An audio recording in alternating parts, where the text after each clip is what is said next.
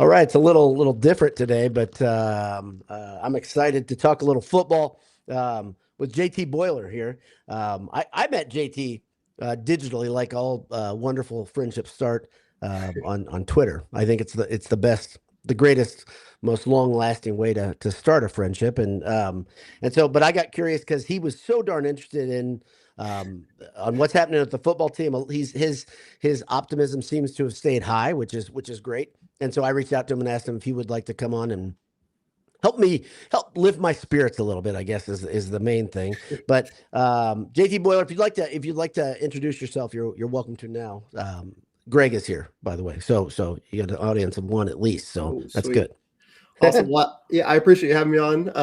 JT Boiler, I did a little bit of YouTube last year and stuff, Purdue football, but mostly, I mean, I've just been weirdly interested in Purdue football for a long time. And I remember being in middle school and like sitting in the stands, with my dad and being excited for when Danny Etling got benched, David Blow in, because I was so like I've just been into the roster construction recruiting for a long time of it. I think all the moving pieces kind of just keep me interested all the time. And so I've done a couple things this offseason, like kept a couple spreadsheets you might have seen on Twitter about who's leaving, who's coming in, stuff like that, and visits. And I've been pretty up to date with the recruiting and stuff recently. So I feel like I've got a better feel than I probably should for the roster going next year. And so it'll be exciting to kind of be able to talk it over with you and see how we're feeling going into it. Yeah, I think that's exactly what I needed. Greg thinks the recruiting coverage guru is here. I think it's an Oh, accurate yes. way to look at it and think about it. I myself am not a big recruiting guy at all.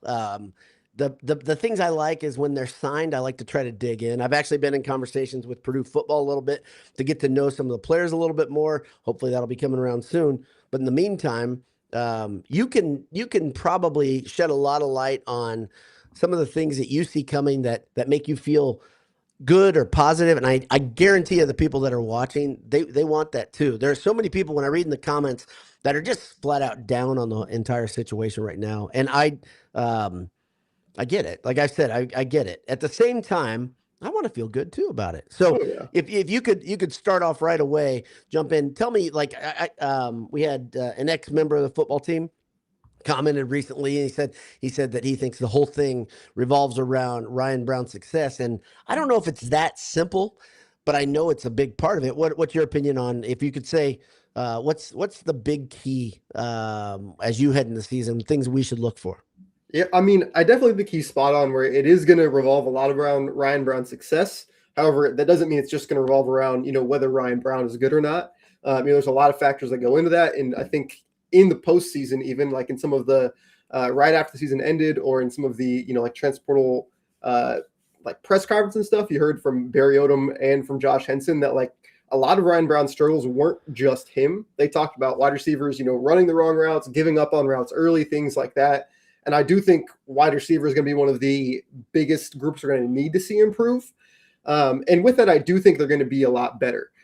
Going into last year, I pulled some stats up last night. So last year total, okay, going into the season, every wide receiver on Purdue's roster had a total of 121 catches, 1,586 receiving yards, and 13 touchdowns for the entire group, all the players. Okay. And so you saw an extreme amount of just lack of experience, right? Right. And that goes from even guys who have been on the field just to play snaps, blocking and running plays properly, and everything with that. And then you go into this season and you look at it, and when I pull up my numbers, I did right this season, we have guys with a total of 369 receptions, 4,185 receiving yards, and 29 touchdowns, right? So nearly 3 times as many receptions, twice as many yards. And touchdowns this last season, just coming in and returning production. And Right. so I think, a big part of last year's lack of success on offense was we saw a lot of times on third down drop passes or passes that were 50-50 balls that were just not caught or things like that killed momentum. And I think even just raising the floor, like none of those guys we brought in are, likely NFL guys or even potentially all conference guys, but they're guys who have proven they can catch a pass and be a part of a productive Right. offense on their The side. basics, right? Yeah, and so I think that's a huge part of raising the floor for Ryan Brown is the wide receiver core improving a decent bit. Yeah. So we talk about, we look at the wide receiver group, and in the offseason, one thing I think I was hard on the, it felt to me like there wasn't a ton of attention on going out and getting a big time guy that had big numbers, that sort of thing. Because you see a lot of programs, they'll go out and they'll get the guy, right? Yeah. Was I too critical on that incoming transfer portal class, or is it just a philosophy in your opinion? I mean, I've heard Odom talk about it a little bit, and he feels like the needs were met, and I think that's a big deal. But at the same time, for me, I wasn't wowed by it. I do see that there's production there, but what's your take on that? I mean, I definitely think they didn't go out there and get a, true number one guy at receiver. But I think you can win, 4, 5, 6 games without having a guy. If you have wide receivers who can do their job and be open, on design plays and stuff like that, and especially in an RPO based offense, you want guys who can do a couple things that's, really take the lid off the defense sometimes and go deep, which they have a couple guys with the speed to do that now. I feel like they didn't have as much of last year. You need a couple kind of possession guys over the middle, which like bringing in BC Owens from Penn. I think he's a great target for that kind of thing. And then also some guys who can really, do super well off of a short screen or a short pass. And I think they did that as well with, you have Jesse Watson coming back. You brought a guy like Xavier Townsend, who's been successful in kind of a gadget role at both at UCF and then was used a little bit at Iowa State. I mean, I think they didn't get like a guy who's going to be an NFL pick or a guy who's going to be, like the blatant best receiver on the team. But I think they filled the roles for their offense pretty well to make sure they have guys at each spot and multiple guys at each spot. They can kind of do the jobs they need in this offense. And so let me ask you, okay, so go ahead, keep going. Sorry. I was just saying the ceiling isn't super high, I don't think, but I think the floor is a lot higher than before. Yeah, I agree with that completely. And I didn't know how, there were guys last year that we came into, and I think many people thought they'll be more productive than they were, and we just didn't see that production. But BC Owens is a guy that I really like too. He's a bigger body. But if you were gonna give me 2 receivers, let's say one that was already on the roster and one that's from the portal, that you're like, okay, these 2 guys are pretty good candidates. I'm kind of putting you on the spot. We did not talk about the questions we were going to ask before, so seeing JT squirm is fun already. But no, I'm just kidding. But can you give me one from the portal and one that's already on the roster that you could say, okay, yeah, I'm excited about each of those? Yeah, I would say from the portal, that's a little easier. Xavier Townsend, I would say like right now before, so like spring, I got to go and watch practice one time, for the open showcase and stuff. And I mean, he was just used a lot, and he seemed quick, pretty sure-handed. Like he just looked like a poised vet out there. And I think he's going to kind of fill the Michael Jackson III role in terms of offense last year, except I think he's going to be a little bit quicker and a little bit better with the ball in his hands. Right. I could see him being really successful, honestly. And just kind of fitting really well. Returning from the offense is a little harder. I think the majority of our starters are going to be guys from the portal. And then also, there's a true freshman and Brandon Kinsey, who's coming in from Florida, who was running with the ones in spring, who looked pretty good. Returning, I would probably say you have to look at either Jesse Watson or Corey Smith, who had kind of limited roles last year. I'd say Corey Smith seemed to have better chemistry with Ryan Brown last year. He's only a sophomore, right? Smith is? I think he's going to be a junior. Okay. Let me double check. But yeah, and I think he's one that he caught a couple deep passes from Brown last year and stuff, and they kind of already had some chemistry and stuff, and so I think they just kind of work well. So let's see. Watson. So sidebar that. So Jesse Watson last year he kind of came on towards the end of the season, and a friend of mine who I sit in our block with, this is a reference. Maybe you don't know it because it's older, but Coming to America, he would always say Jesse Watson, which was a lot of fun. And I would like to see Jesse Watson show a little bit more. He was the water bug, smaller receiver, if I'm remembering correctly. Yeah. So he's a guy that, the funny thing is, when you talk to Purdue fans that actually know, a lot of guys still don't know the names of the people from last year. Yeah. That's tough. It is. That's tough. So, yeah. Watson's a guy, I like him a lot. Like his speed is really good. He's showing good hands sometimes. It was weird last year. He really played well when Malachi Singleton was in. Like all of his touchdown receptions were from Malachi Singleton. And they just had a really good connection. But then for whatever reason, with Ryan Brown, the passes were just always a little off, or like they hit his hands just not quite right, and they just weren't quite on the same page. And so if he had more success with Brown last year, I'd pick him, but just because of how that kind of goes, that's how I feel. Yeah, so Jarvisda says that nothing gives him confidence these wide receivers can do it at a Big Ten level. So the guy that I look at, sorry, I didn't mean to bring that one up. The guy that I look at, Denylon Morissette, is a guy that I think he was solid before his injury, right? He was a guy that he made plays on the ball. He was dependable. So he's somebody that I look at as probably, if I were going to pick just one, that'd be my guy. When I look at Bisu Owens too, I think he's I got that right? I think, but he's a bigger body, more of a possession receiver. The thing that I don't know if, and we'll see, we'll know quickly, I think, but like Michael Jackson III is a good example of a guy that I thought was going to have a little more speed, a little more twitch to him, and be able to create a little more space.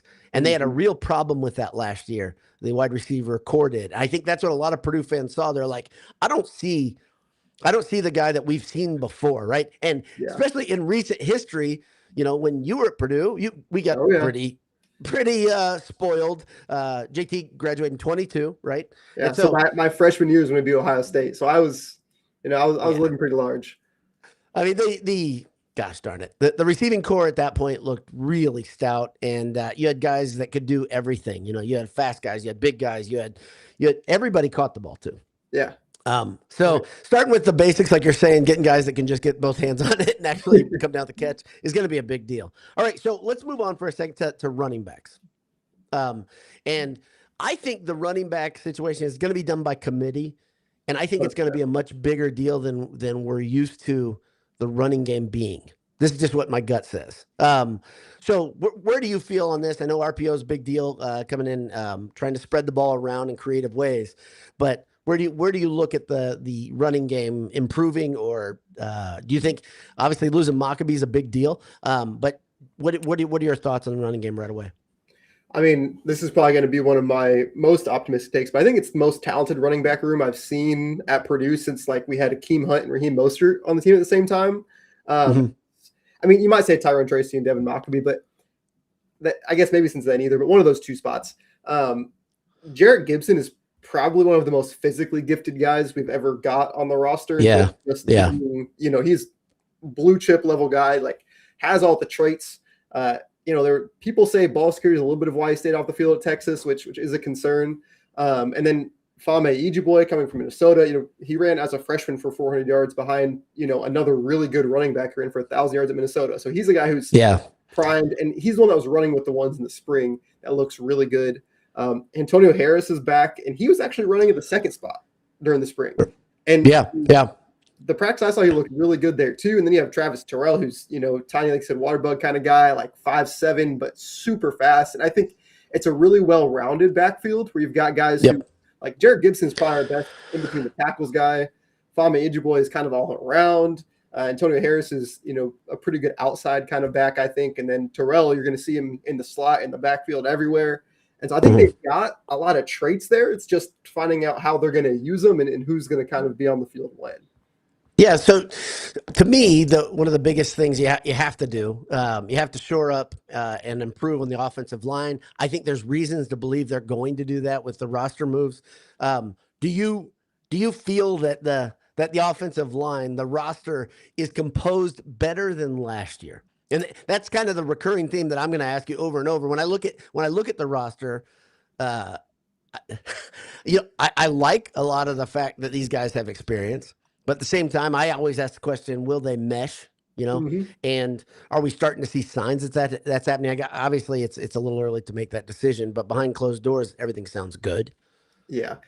I think offensive line is the hardest ones to just know as a fan, because one, I don't, I'm not an expert on techniques. When I go and watch it, I can be like, oh, did he move his guy or not? But, I mean, overall, I think it's going to be hard to project. I mean, when we look at it, coming back, we have Joey Tenone at left tackle, who I think is one of the better prospects Purdue's ever had. As just a body, a frame, and he played pretty solid over the course of the year last year, and he's going back for his senior year. Our transfers that look like they're going to start, Boaz Stanley, coming from South Carolina, will probably be at center, and he's a guy who right? Was amazing at Troy, played all over the line there, and then started the majority of the season at South Carolina, but really had the first half of their season, he was kind of the scapegoat for the fans, didn't play all that well, false starts a good amount and stuff. But then second half of the season was a little bit better. And so he's kind of like, I just don't know. I think he probably could do it, but also there's just, it's an unknown to me. And then you have Micah Banuelos, if I can talk, from USC that I think Henson picked him out, already recruited him out of high school, feels good to slot in at right guard. And I feel like he'll probably be an upgrade there. And then Nuku Mafi from Oklahoma State coming in, who started as a redshirt freshman for them and kind of took his lumps last year, but was really solid overall, especially in the run game. And I think you bring him in, and that's the type of guy. Normally Purdue, you don't see them getting guys who started as a freshman for someone else. Normally you see people that started as a freshman at Purdue go somewhere else. So I think they might be able to kind of reap someone else's benefits of playing him early. I mean, overall, I feel pretty good about it, but it's just one of those, you have no idea how they're going to mesh, what's going to happen. And so I feel pretty similar, but maybe upgrade to one spot, at right tackle is where I feel like the biggest upgrade will probably happen. The inside of the line, I really feel kind of similar about. And same thing with Joey Tonon at left tackle. So yeah. I love Tonon. I've been talking about him for 2 years, and I thought maybe we'd see a little more dominance last year, and I don't think we really saw much of that. So I think there's a chance we'll see that blossom. That's a good thing. I love the fact you've got multi-year starters coming in to plug in. I think that's huge. And it's not just multi-year starters. Like last year, you had guys coming in from UNLV, right? Yeah. This time you've got guys coming in from Power 4 conferences, which are Power 5 conferences, which is a different ballgame to me. But I like the fact that anybody can come in with experience, because we saw that last year. The UNLV guys were still pretty solid who were starters. So yes. Let's move on the other side of the ball. And I want you to tell me if the defensive backfield will be able to stay in front of people. Last year, it felt like teams could choose their poison on Purdue. That was the hardest thing to watch. It didn't matter if, a good team would come in and they'd kind of say, okay, we're going to do this now. And then Purdue could do nothing to stop it, right? We saw the USC game, was interesting because at times it looked like Purdue would buckle down and then they'd say, okay, no, we're going to run the ball and we're going to run it all over you and you're not going to be able to stop them. So is there any hope there? Number one, how do you feel about the defensive coordinator? Let me ask you that question before we even dig in. Yeah, you got to make me answer this one. I mean, the news happens and I'm like, I don't even believe it, right? Like, no, it doesn't seem real. But my positive spin on it, Cakes. I try to only be positive when I can. Is that I don't think the defense is going to be running is going to be completely different than what Walter's running. Which even Walter's now at Washington is not running the same defense he was trying to implement at Purdue.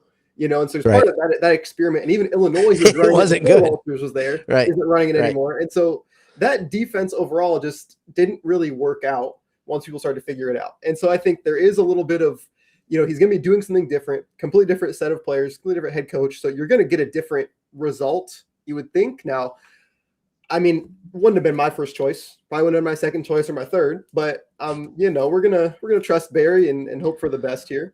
I think what you just said, it's a small comment, but I think it's buried in there is the idea trust Barry. And so when people say I'm gonna trust Paint, right? That's pretty simple. You say, okay, you can do it, and you can do it with we've got lots of evidence and we feel good about it. Now, pretend for a second you're a very casual football fan and you're a student there in the Ross A Brigade. And number one, you don't even know Odom that well. The second thing, what you know of him was last season. This is a hard thing for the younger fan or the casual fan to jump on board with, right? So completely trusting somebody, that's the first part. And the next level is if somebody's like a lot of the people I'm telling you, this comment group, you got diehards in here. These people have been around Boiled Sports and other forums for a long time. They take it way too seriously. And they know what they know about Odom. And then they know what they saw last year. And then they see some of the coaching moves that just make them scratch their head, if not flat out frustrate them. And so I think it's the hardest thing for fans to get over right now. And so you want to get on the field quickly to say, no, it's different because of this, right? You want to see that quickly. Yeah. So, and I think it's tough. Yeah, go ahead. Just because, as soon as something bad happens, everyone's going to point it out. But I think also when I say, like, I just have to trust Barry, like, he knew that no one's going to approve of this, right? And he knew what it looked like on the outside, and he still went and hired this guy. So I think he had a lot of confidence in doing so. Right. And he knows that, like, if that doesn't work out, that's going to be a huge negative in his overall tenure in his lifespan at Purdue potentially. So that's where, like, I think he knows the risks or in the potential downsides of it more than the Purdue fans even do, and he still went with it. So you have to think it was in some way our best option, in at least to him. So, well, the thing that I look at it is, if you bring in Kane, you bring Kane back, right? His Rolodex is deep. Yeah, Odom knows people, right? And his staff is filled with veterans that have been around.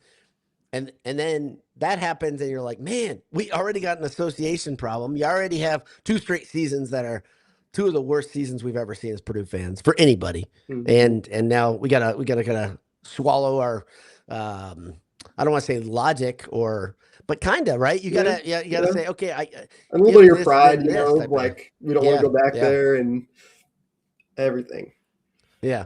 So there's a question here that I don't think we can answer, but from Matthew. Let's see, Matthew Ursay, right? Matt Thursday. Okay, Matt Hersey. Let's try that. I'm so bad at reading usernames. I just stammer and but I apologize, Matt. Saying is Kane back next year? I think no one can make that prediction right now, and I think that's the fun of the question like that.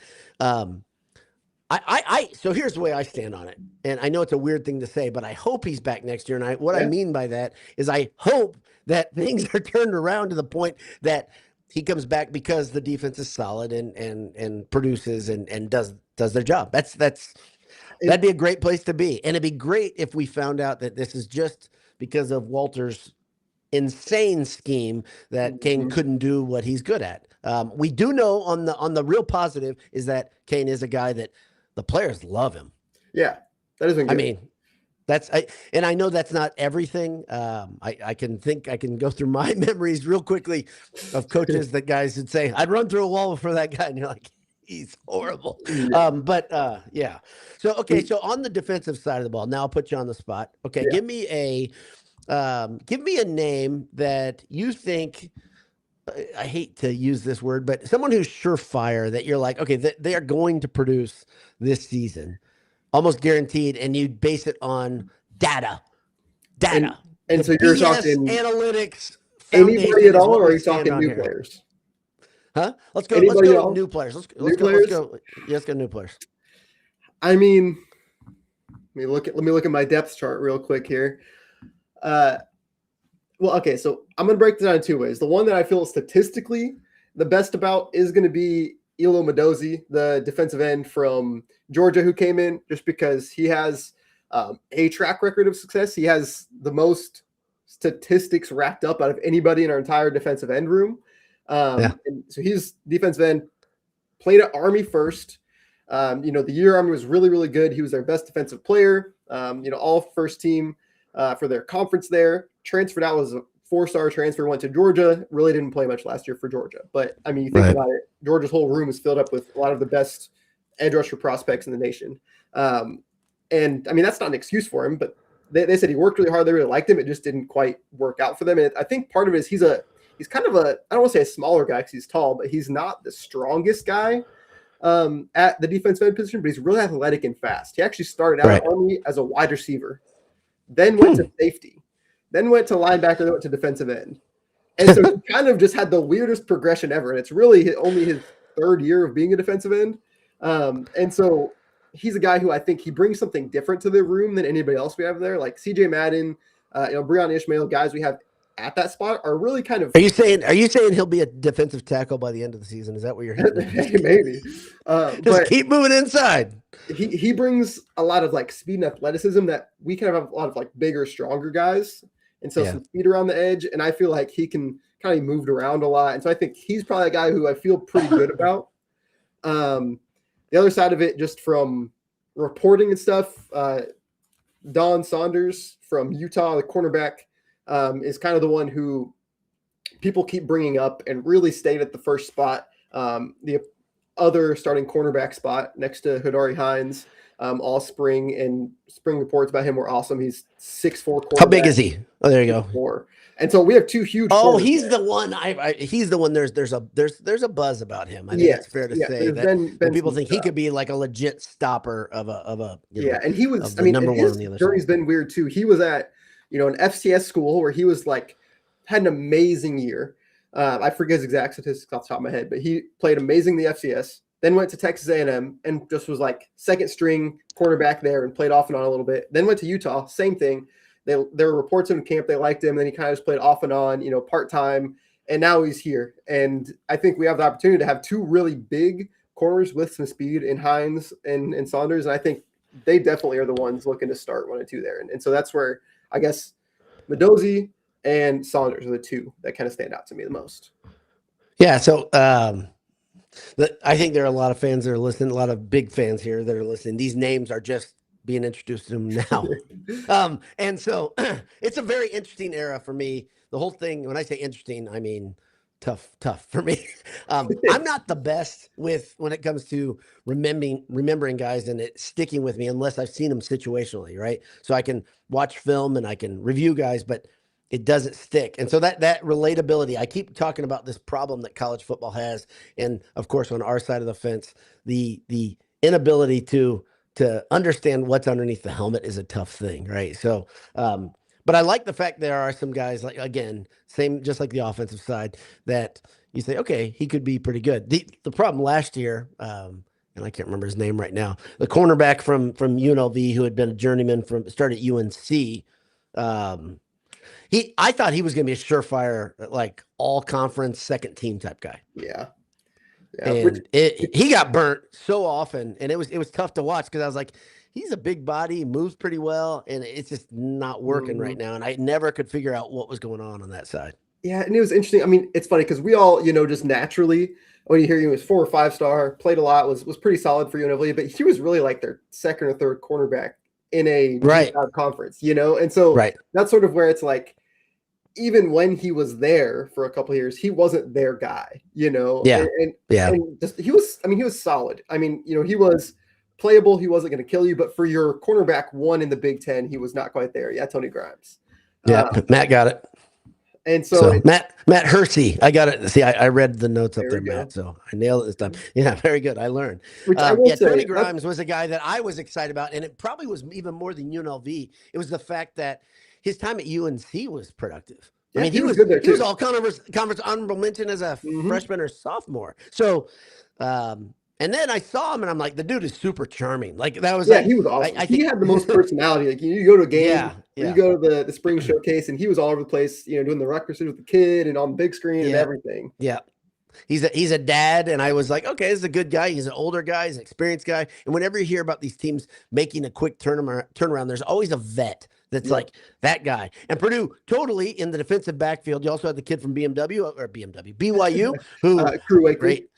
Yeah, Crew Wakely, who I was also excited about. Here's the thing. I review these on purpose because I know I'm documented, and I know some of you remember what I say. And so I like to eat crow publicly because because I'm a sadist. And so, but Crew Wakely and Tony Grimes, both of them, I thought these are the guys. And the funny thing is how quickly it tells you how bad my brain is. But these are the guys that I was excited to see being the anchors of that defense, and nothing there. Crew left after, what was it, 3 games? Yeah. That was the crazy part. I really thought he was going to be, which I think Taj Rael kind of snuck in and stole his spot as like a hitter on the defense. And then he got hurt a little bit, and it just all went away real quick. But we don't know. Also, he had 100 kids, and he had a retirement account to tend to. He was a grown man. The dude was old. He was old. So he was like as old as I am, basically. Yes. He's probably right around your age, isn't he? Yeah. Because he had Mormon Mission in there. He had a sit-out year. It was a cool story. I really wanted to see him. And I will say, we talk about all these defensive backs. That's where this year, like all those guys we brought in were guys with 1 year of eligibility. And so all those problems we talk about, we really have 2 guys in the defensive backfield who played it all last year who are coming back. And both of them I like, which is Hidori Hines and Smiley Bradford, right? Both those guys really started to come on towards the end of the year, had a couple picks in the last, 3 or 4 or 5 games, stuff like that. And everybody else is basically brand new. So all those things we're worried about. They've got new coach. They've got new players. Like it might as well be a blank slate for expectations.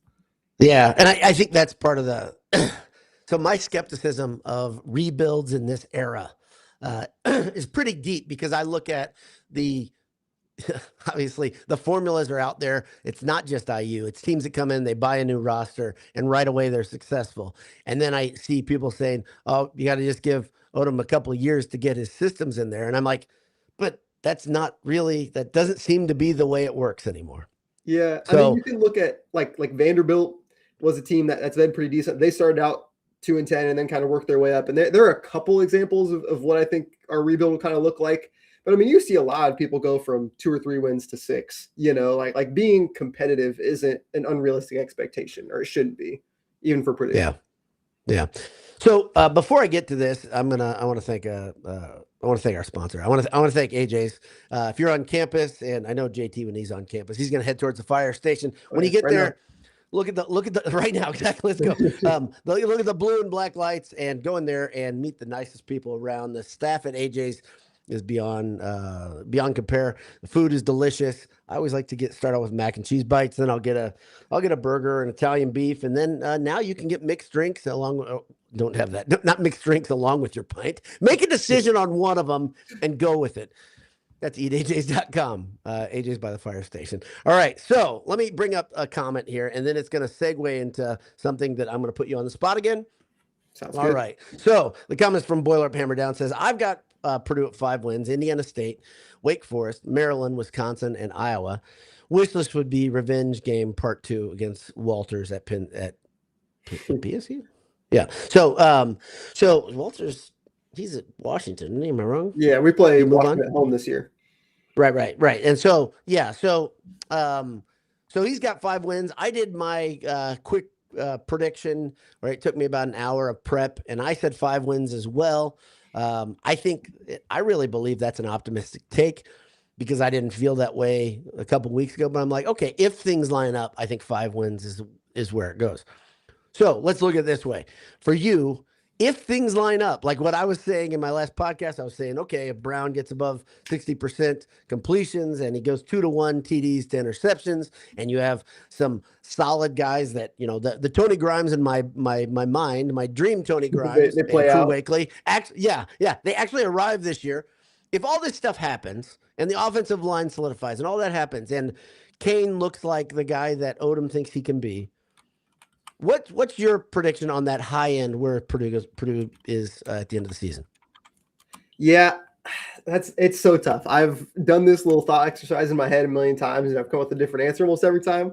I think one of the first ways I did it was just looking at what my percent chance I think we're going to win a game is, and adding that all up. And when I do that, that ends up with us being at about 3.5 games, which is what the spread is. But I think in a perfect world where the ball lands our way, where we fumble it but we get it back, all the things sort of bounce our way, I do think anywhere from 4 to 6 is possible in a best case scenario. I know I watched your last one. You talked about the start of the season really is pretty doable. You start off with Indiana State, that should be your freebie, right? We get one no matter what right now. And then you go into Wake Forest, which Wake Forest had a good record last year, right? They were 8-4, right. But those 4 losses were basically against the only good teams they played for the most part, and they weren't. And I think they lost a lot too. Like I look at even the ACC media doesn't have any faith in Wake right now. Yeah, no, their schedule is a little bit harder, but they're not really expected to win much. And I think they did lose a lot of their.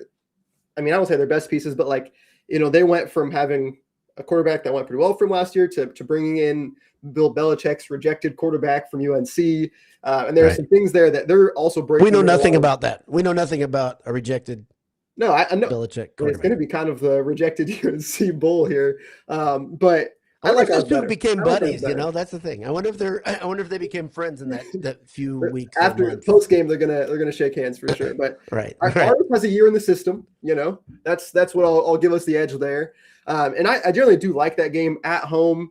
In Ross-A, and so that's 2. UCLA. Chesney's a good coach. He's bringing a good amount of players with him from what is it? James Madison. JMU, yep. You got it. And stuff. And so that's going to be a tough one. Like, media has been pretty friendly to UCLA so far, and it's real late for us. Like, what do you think about that? Is an 11 p.m. Eastern time kickoff game. Oh, it's horrible. Like, it's horrible. That alone also makes me feel a little bit bad for our guys and a little bit less confident about it. But that's a winnable game, you know. So I think a 2-1 start is pretty realistic. You probably lose to Notre Dame, like you were talking about. But then you have a string of games that I think are all somewhat doable in Illinois, Minnesota, Maryland, Wisconsin. That's 4 games. You know, in Wisconsin, our history, I'm just going to take that one away, even though they weren't all that good last year, just because of how things tend to go. Even if we're like having the best game of our life, we seem to lose it somehow. But on the flip side, that would play Iowa, who we always seem to do well against, even when we shouldn't. So there's reasonable outcome to think of. There are 4 to 5 games you can be competitive in or coin flip in. And so you give us, half of those. I think 4.5, 5 wins is pretty realistic.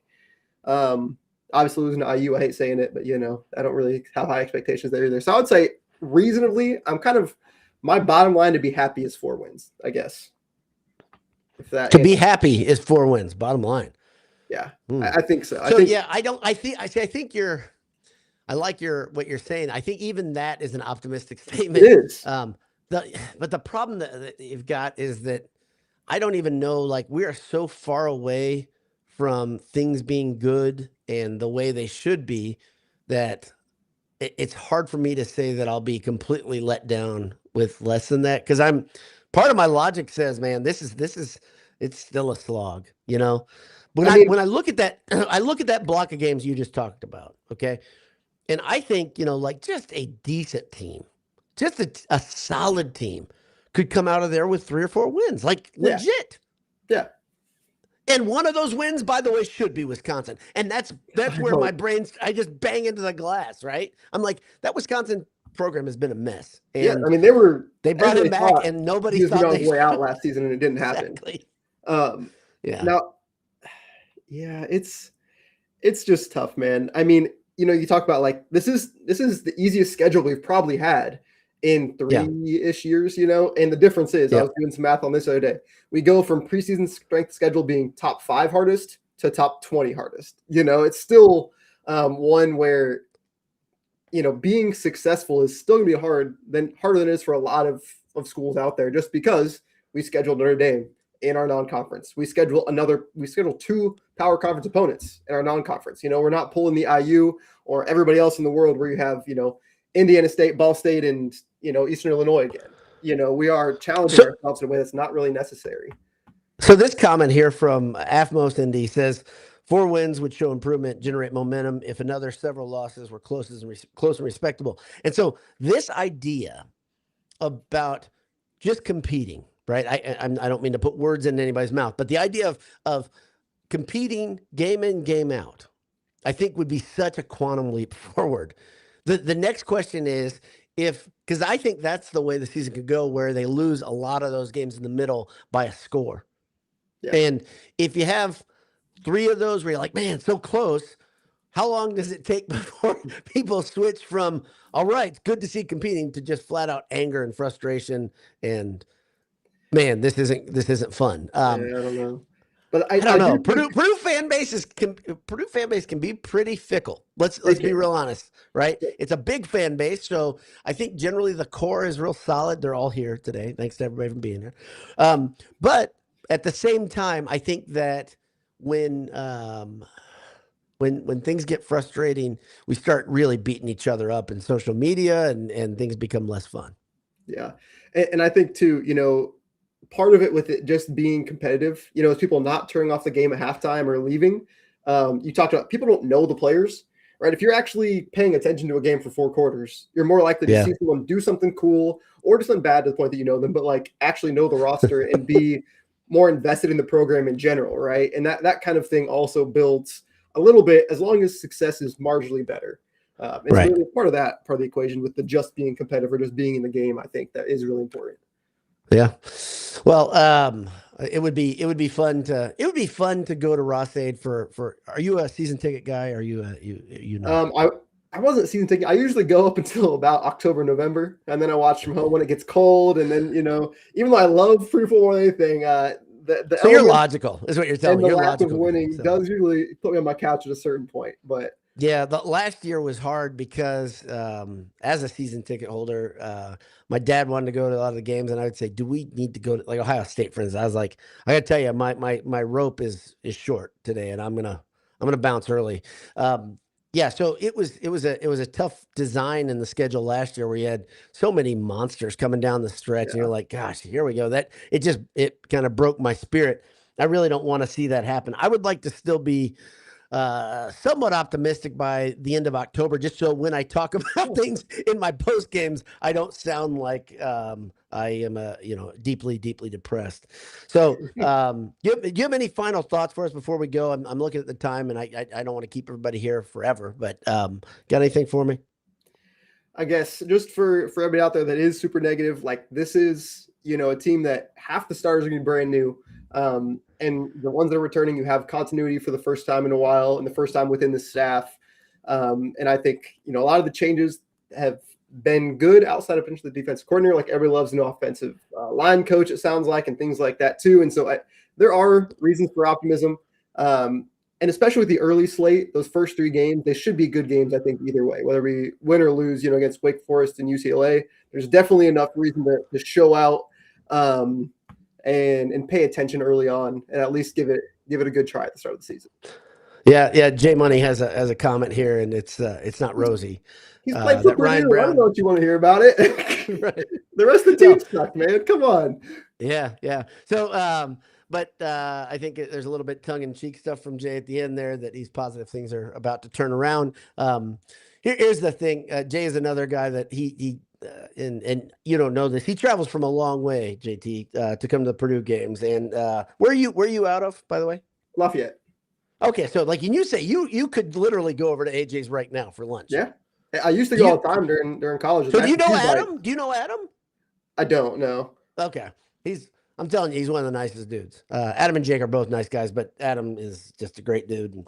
And like we talked about in the last show we had, the dude is always into something. He's a dad. JT's about to be a dad here. Just a little back story here. But Adam is a father of a young one, so he's busy there. And then on top of that, he runs a restaurant with his buddy Jake. And then on top of that, he is a racer and a guy who works on cars, and he's always into something. And then he's got a group of dudes that rolls around and rides motorcycles and mini bikes around campus. If you've seen them, they're a bad gang. So, but anyway, so no, Adam's a great guy, and I hope you do get over there for lunch. I can live vicariously through you. You can tell me what you eat. It'd be great.